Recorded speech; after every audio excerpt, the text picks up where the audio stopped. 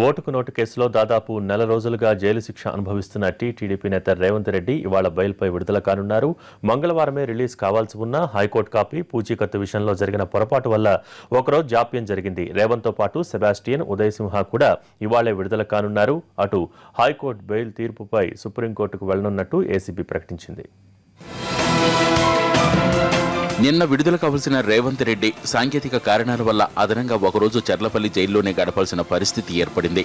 High court నుంచి order copy మంగళవారం సాయంత్రం 5 గంటల తర్వాత రేవంత్ లాయర్కి అందింది. దాన్ని తీసుకుని ఏసీబీ కోర్టుకు వెళ్లారాయన. ఆ కాపీని పరిశీలించిన కోర్టు వ్యక్తిగత పూచీకత్తులు ఏసీబీ కార్యాలయంలో సమర్పించాలని తెలిపింది. కాపీలో అలాగే రాసి ఉన్నందున అక్కడే పూచీకత్తులు సమర్పించి వాళ్ళిచ్చిన మెమోను తీసుకురావాలని సూచించింది. దీంతో కోర్టు బయటకొచ్చిన లాయర్ దీని అచ్చులో పొరపాటు జరిగిందన్నారు. హైకోర్టు జడ్జి గారి ముందు వెళ్ళేసి సార్ అంటే క్లారిఫికేషన్ కోరుతాము అంటే సార్ మేము షూరిటీ ఏసీబీ అధికారుల ముందు ప్రొడ్యూస్ చేయాలా లేదా ఇక్కడ మన కన్సర్న్ ప్రిన్సిపల్ జడ్జి ఏసీబీ గారి ముందు ప్రొడ్యూస్ చేయాలని ఆ క్లారిఫికేషన్ తీసుకున్న తర్వాత జడ్జి గారు ఎలా స్పందిస్తే దానిపై మేము అంటే అతను జడ్జి గారు లేదు మీరు ఏసీబీ అధికారులకు మీ షూరిటీ సబ్మిట్ చేయమని చెప్తే మేము ఖచ్చితంగా ఏసీబీ అధికారుల ముందు మా షూరిటీ సబ్మిట్ చేస్తాము. ఓటుకు నోటు కేసులో దాదాపు నెలపాటు జైల్లో ఉన్న రేవంత్ రెడ్డి, సెబాస్టియన్, ఉదయ్ సింహాలకు హైకోర్టు బెయిల్ మంజూరు చేసింది.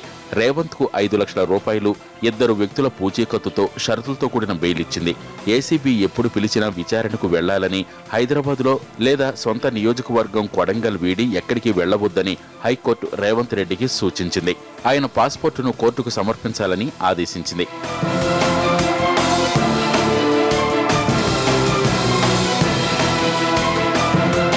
మొత్తం మీద ఇవాళ రేవంత్ విడుదల కానుండటంతో పార్టీ శ్రేణుల్లో ఆనందం వ్యక్తమవుతోంది. అయితే రేవంత్ బెయిల్పై హైకోర్టు ఇచ్చిన తీర్పును ఏసీబీ సుప్రీంకోర్టులో సవాలు చేస్తామని ప్రకటించడంతో ఇష్యూ మరింత వేడెక్కుతోంది.